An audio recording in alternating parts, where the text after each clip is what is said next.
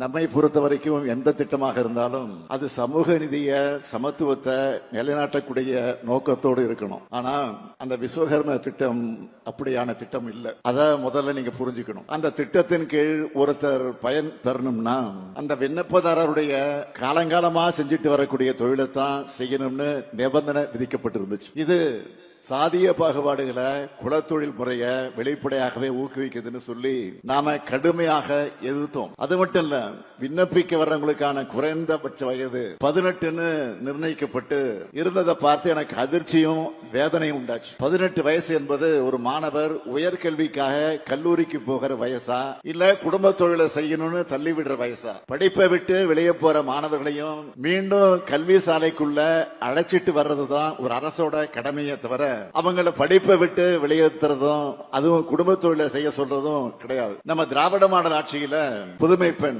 தமிழ் புதல்வன் போன்ற திட்டங்கள் மூலமா ஸ்கூல் முடிச்ச எல்லோரும் உயர்கல்விக்கு போறத உறுதி செய்யணும்னு நாம பாடுபட்டு இருக்கிறோம். ஆனா ஒன்றிய பாஜக அரசு குலத்தொழிலை ஊக்குவிக்க பாடுபடுது.